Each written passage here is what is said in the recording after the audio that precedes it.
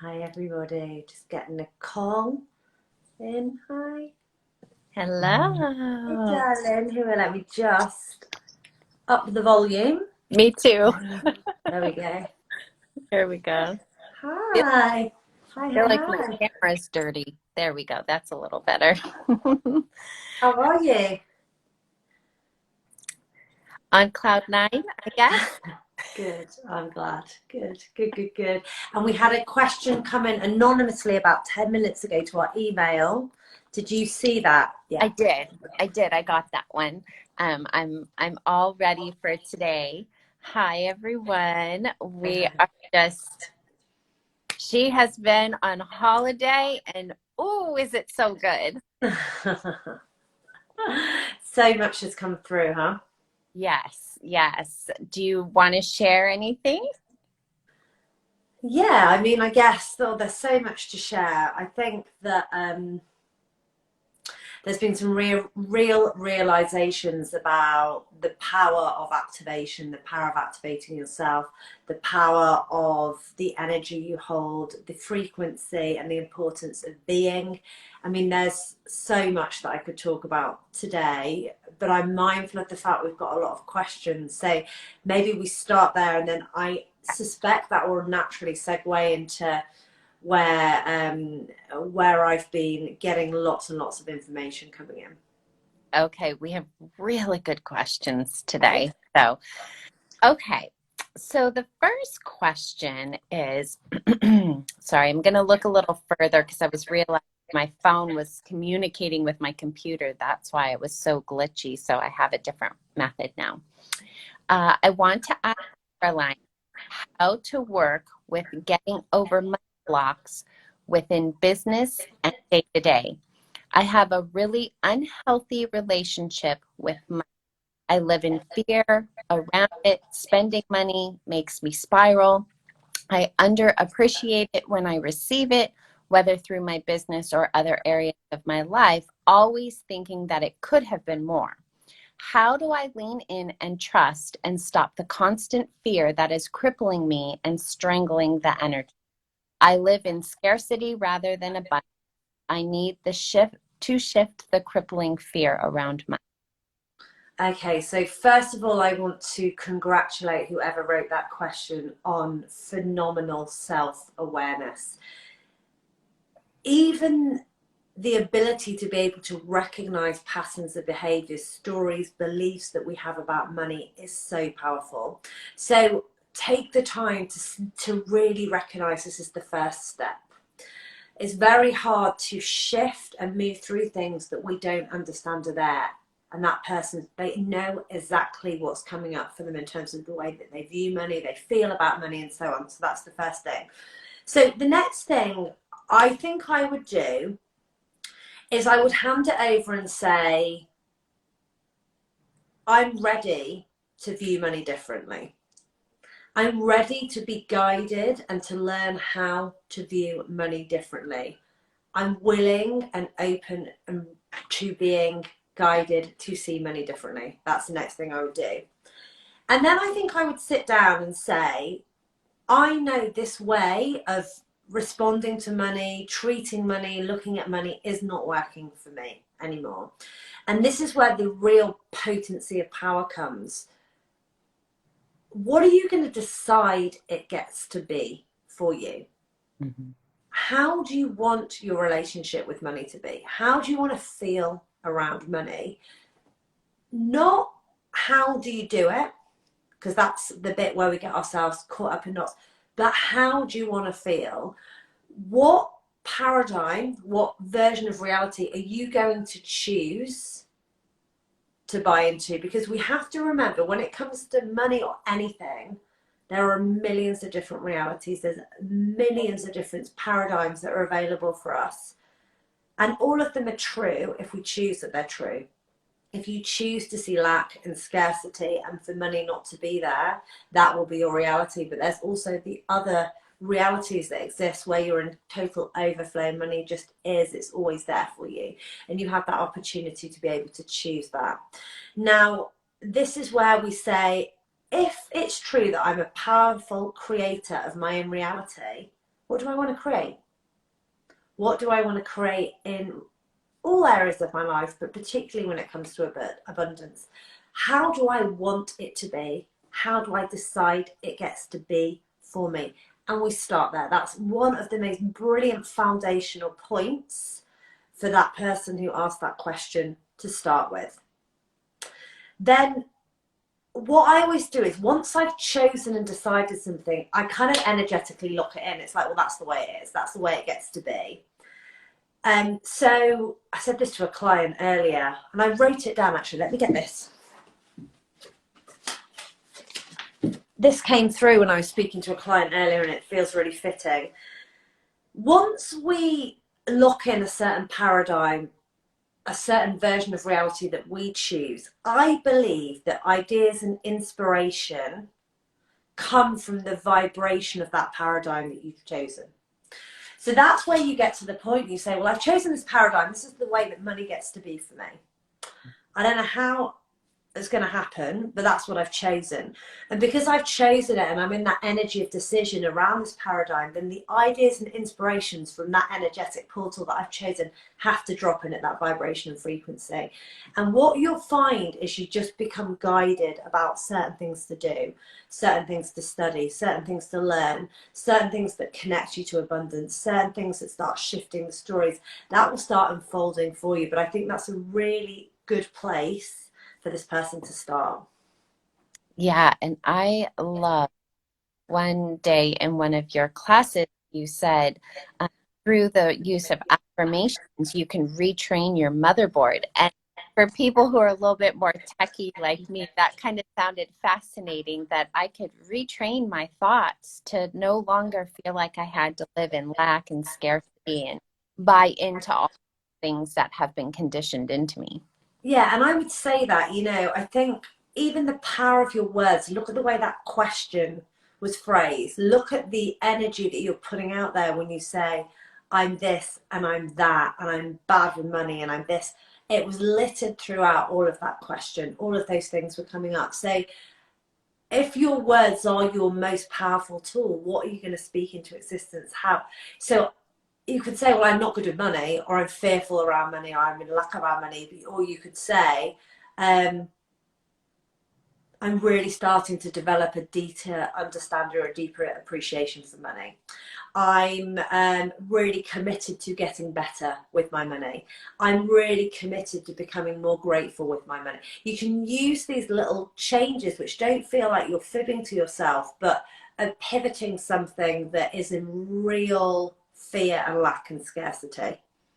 Mm-hmm. Yeah, money seems to be a very big topic over the last couple of weeks, so I was really grateful for that question. And I would read, there's some books that I would read. I'd read Jen Sincero, You're a Badass with Money, the Green Book. I'd read The Science of Getting Rich, Wallace Wattles, I think that's his name. And then I would read Rich as Fuck by Amanda Frances. That's where I would start. I'm just looking at my bookshelf here, if there's anything else that sticks out. That's where I would start. That's where I'd start. And I would immerse yourself. That's what I did with money and continue to immerse yourself in readings and materials that reaffirm that you get to become powerful with money, because you can change it. People change it all the time. People change it all the time. They change their relationship, their view, their capability to receive, and you can do the same. You are no different. But it starts today with the thoughts that you think, the words that you choose to say, and what you decide gets to be true for you. That's the most powerful thing. Don't focus on how the money gets to come. It's like, I decide it gets to change because I am energetically unavailable for this energy paradigm and these stories about me and money, because they are constructs. Yeah.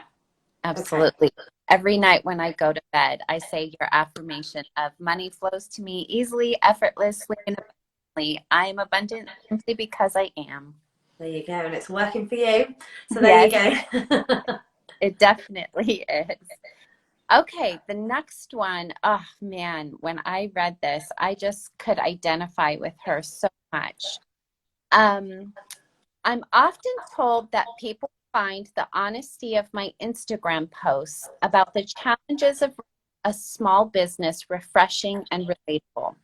And oh gosh, have there been many in recent months. But I also know the importance of keeping your energy and vibration high, not just for me, but those around you too. So how do you manage to balance between honesty and empathy without dwelling in negativity? It feels unnatural and insincere to only show the highs or the good side, or show relentless positivity when something is just stuck. So I don't want to ignore it, but any advice for managing this? Yeah, I saw this question before I came on the call. So I know who wrote it, and I know that person as a client, so I kind of could immediately feel into this. What I think this is a shift in the perception of the way they view themselves and the way they're ready to be viewed. There is something that is very compelling to that part of us that has a reticence to shine brightly or to believe we're enough, when we hold on to that narrative of what's a bit highs and lows, and it is a bit difficult and it might look good, but I'm working really hard behind the scenes and I'm doing this and I'm not quite sure where the money's going to come through. And it's so funny because that holds a certain energy and it makes us relatable. It makes us feel like we're still lovable and human and one of them. Mm-hmm. But often we use that, because I've done it myself, we use that as a distraction from the vulnerability that comes when you stand in your power and go, I'm fully owning this. I'm fully owning this journey. I'm fully owning creating the life, the business, the wealth that I want to. Yeah, it's not always easy, but my goodness, I'm here to represent the fact that it can be flow, that you can have huge abundance, that you can be in overflow, that you can have a life where you're creating so much wealth and abundance and money when you're not doing much. And that triggers a lot of things in us. Well, am I as lovable? Will people think that I've gone up myself? Have I lost my humility? Am I not relatable? You're just going to become relatable to different level of people. You're going to become inspiring at a different level. And that's not about pretending that everything is perfect all the time. I'm very open with the ups and downs and highs and lows of my journey, but it's underpinned by a real energy of like, this is going to be more and more mind-blowingly expansive and joyful and in overflow and abundant and magical than I could ever possibly imagine. And I own that, and I own it for myself, and I own it for all of those people around me that I work with or who are inspired by me.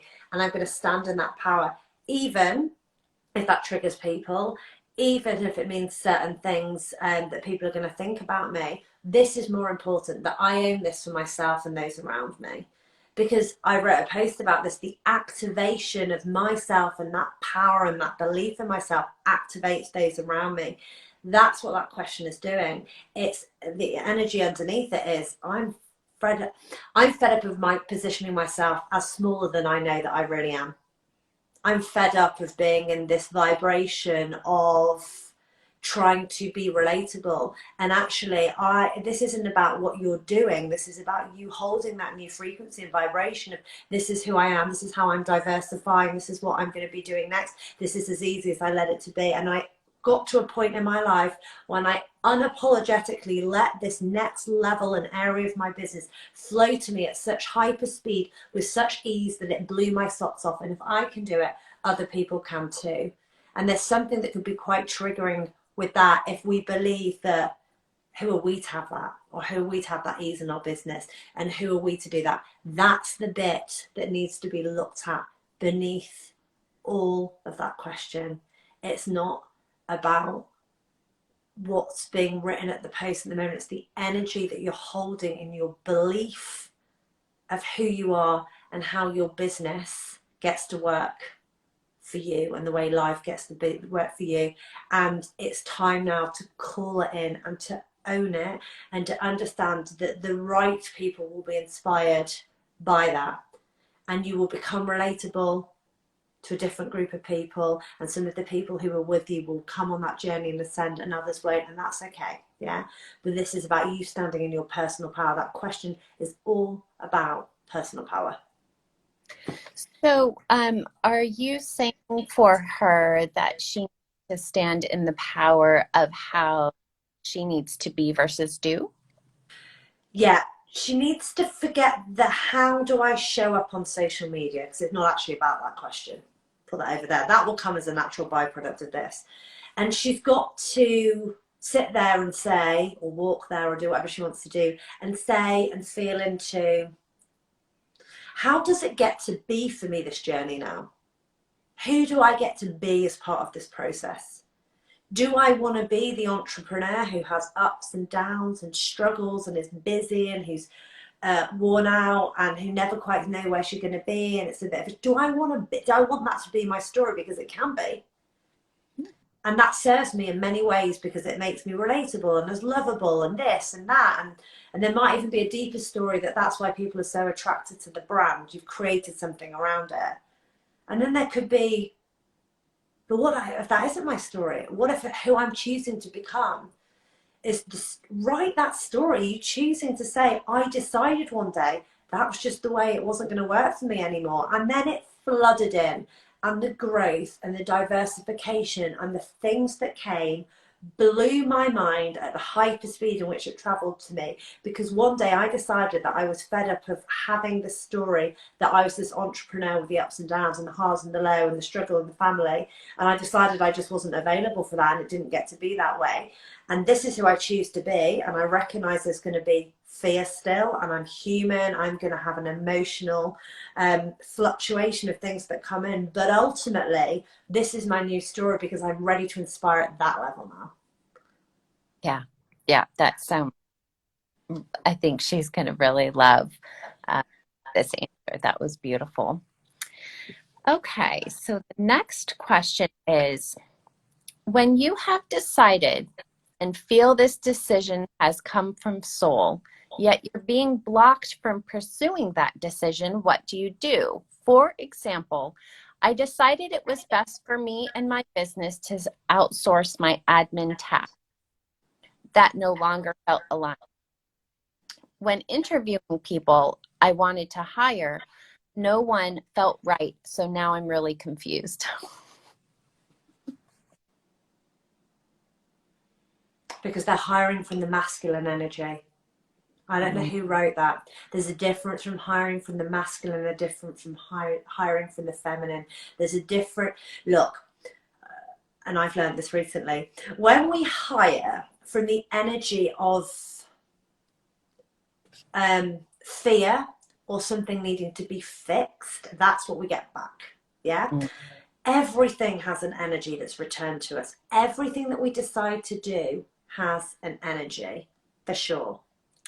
So this is the perfect opportunity to say, what is the energy behind me choosing to hire?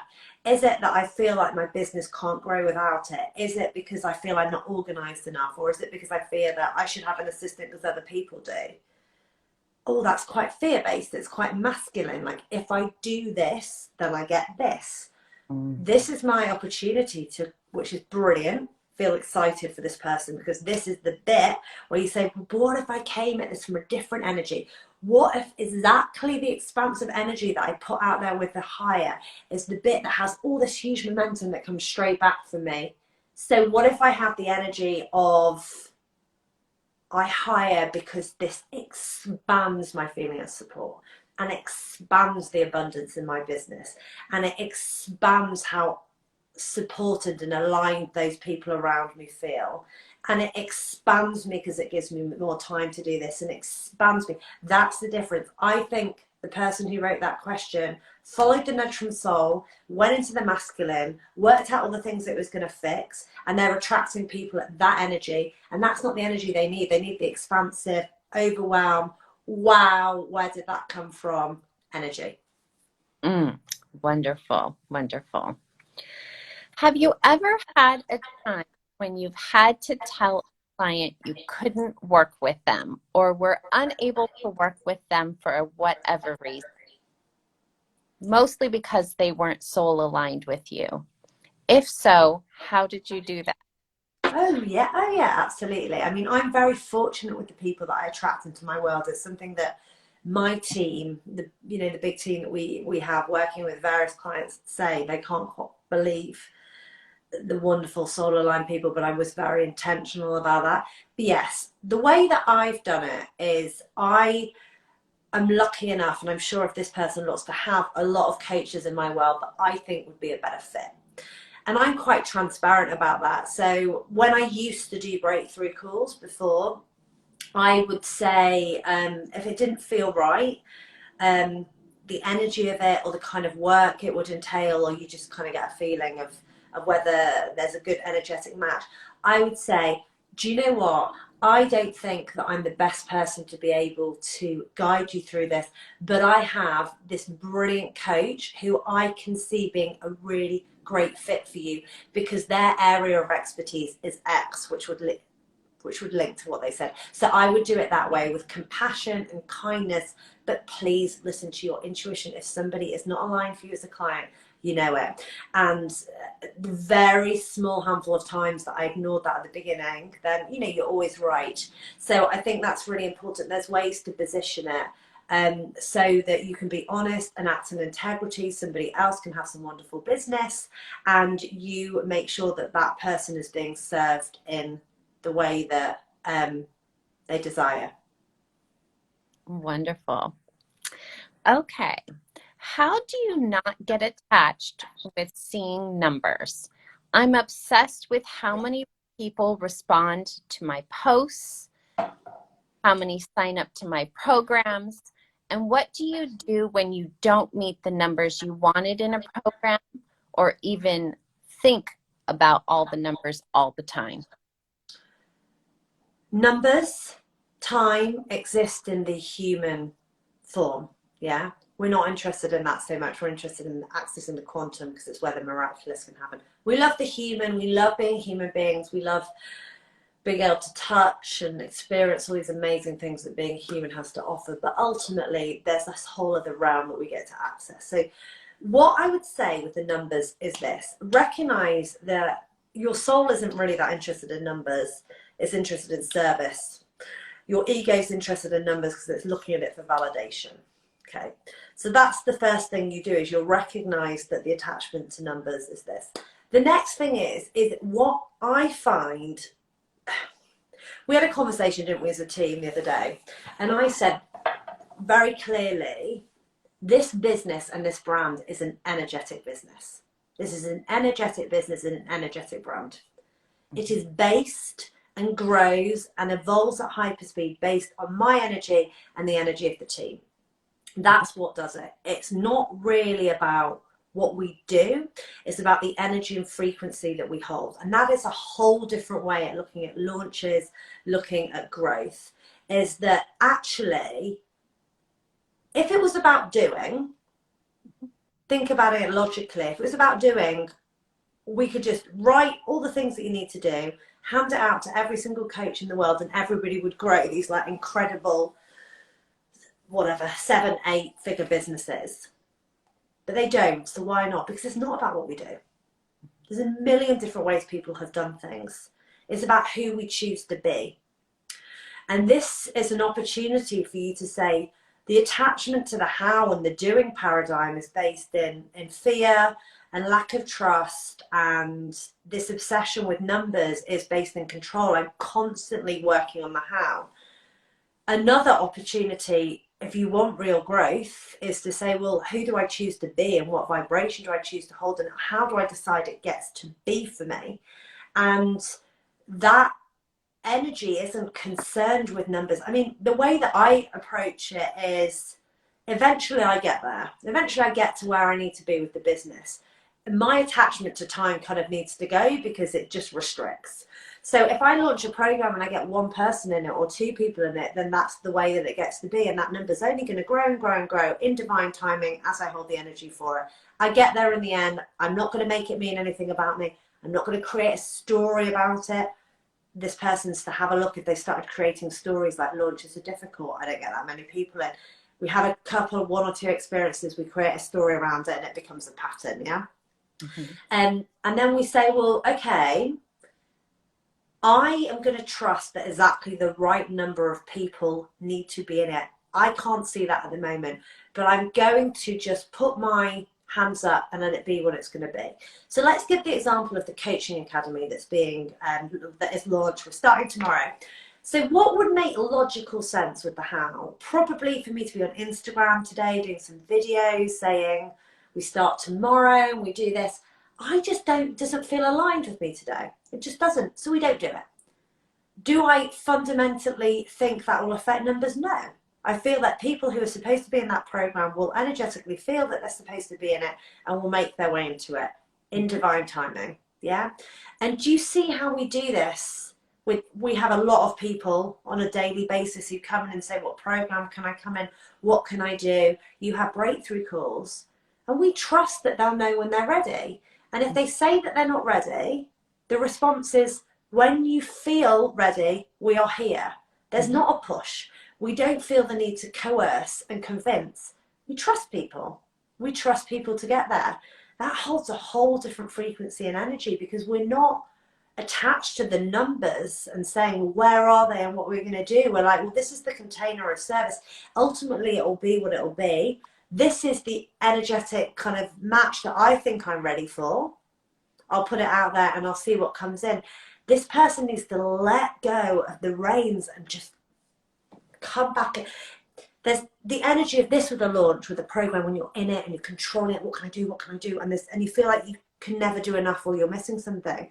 To dropping your shoulders and leaning back and just saying, this is the space, this is the vibration. The people who are energetically matched for that will find me. Yeah. And I think too, the beauty that you allow us as team members, we had our team meeting yesterday, and I just simply said, I said, this, and this, it doesn't feel aligned. And you're like, get rid of it. If it doesn't feel aligned, it doesn't feel energetically there. I was like, okay, great. And we did. We completely shifted some things because it didn't feel aligned and it didn't feel like it was of service and value and it wasn't coming from a right place. So we just got rid of it. And Yeah. that's what I think is really important for people to know. And even in a lot of the books I've read all three of the books you mentioned on money. But in there, I can't remember who it was, which one of the three, but they said, sometimes I just get rid of a whole launch and we're like almost done with it because it just no longer feels aligned. And I think that what you have done for not only your team, but everyone else is empower the intuitiveness within us that it just gets to be how we want it to be. And you need to trust that the old way of doing things, the traditional way, it doesn't have to be that way. You can just put that energy out there. And I'm a perfect example. Whatever's in the box is, and here I am in your world. And it just gets to be. And time is such a huge block for so many clients because we often want to place a constraint around it. Well, if it doesn't happen in 6 months, then it's not meant to be. Or if it doesn't happen in this amount of time, then I'm not being heard. But that's not how it works, right? The universe doesn't comprehend time. Release your attachment time. Release your attachment to time. Concentrate on holding the energetic frequency of the person who has these huge launches, who has that overflow, who have that level of service. Things will move at hyper speed, but that's what's being called for here. Detach from the numbers, detach from the time, detach from the logic, go into holding and being the frequency and the energy, activate that within you. And that's the best way to do it, for sure. And I love that we really honor that in this brand, in the Caroline Britton coaching business. Is there are lots of things we could do. There's a lot of things that lots of experts tell me that I should do. And if it doesn't feel right, we are not, we don't even hesitate to drop it. Yesterday being perfect, like we should probably send this out this out, but none of us are really feeling it. It's simple. It's so simple. It's so simple. Well, then we just don't do it. I'd rather do nothing than do something from the energy and the vibration of fear. Mm-hmm. Yeah, it's more powerful. And what happened during the call when you got off? And we Oh yeah, I mean, yeah, we had 2 people sign up for the coaching academy, didn't we, in the space of 30 minutes? I mean, yeah, exactly it. That's yeah, exactly what happened. Yeah, totally. Okay, last question. Okay. So everyone loves a good journal prompt, but I have been struggling lately with being able to journal from soul. What is a way that I can sit down, journal from soul? Stop trying to sit down and journal from soul. Maybe journaling is not that. It's so interesting, isn't it? When we approach connecting in from a masculine energy and an attachment that I should do this in order to connect in, it blocks it. So put the pen down, put the piece of paper down, ask yourself, what do you actually feel that you want to go and be? Where do you want to be? Are you feeling the call to the water? Are you feeling the call to the forest? Are you feeling the call for a nap? Are you feeling the call to cook, to dance? What are you feeling the call to do? Mm-hmm. It doesn't have to be through journaling. I've fallen into that before, like, oh God, I haven't journaled this morning. So this morning would be a perfect example. So I walked the children to school, and then on the way back, I was thinking, I'm going to go home and journal because I never start my day till 11. This is what this is generally the way it gets to be. And as I was walking, as you know, because you've had probably 8,000 emails with all these various amazing, incredible things that have been coming through.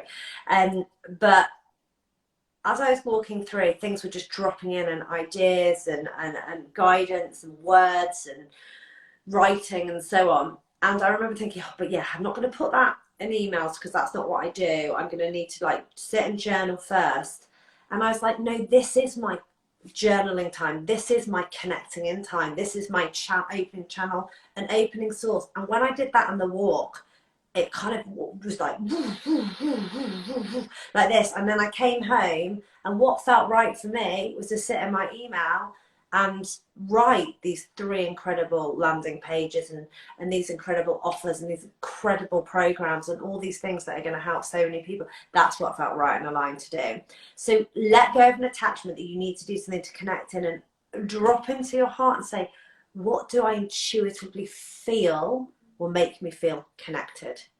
Dancing, movement, walking, swimming, being, lying, cooking, whatever it might be, and go and do that. That is a source of connecting, and it doesn't have to be through pen and paper.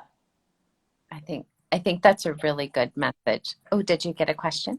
Yeah, just having a look. So I have to go actually because I've got the school run, but let me answer this last question. I don't really journal and always feel that I should be, but never feel that pull to do it. Don't do it.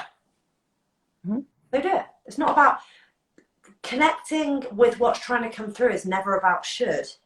I mean, let's look at, I didn't journal once over the 2 weeks that I was away.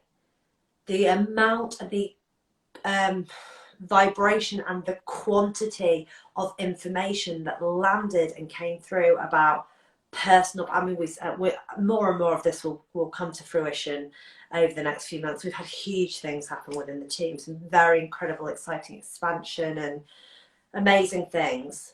No, that was me walking along the coast. It was me swimming in the sea. It was me playing with my children. It was me having a glass of wine with dinner. It doesn't matter that it wasn't through journaling. It came because I was in the energetic state of being receptive and open. And you will intuitively know, and it will differ, when that should be. It's not about being prescriptive with yourself. And if you notice an attachment to doing something in order to connect in, it needs to go.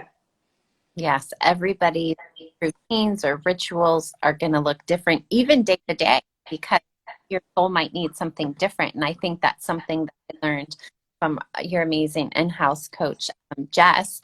She said, what if it becomes a self-care routine and you just choose one a day, or choose none, or choose a nap, something different? So it can look so different from day to day, and honor your cycle.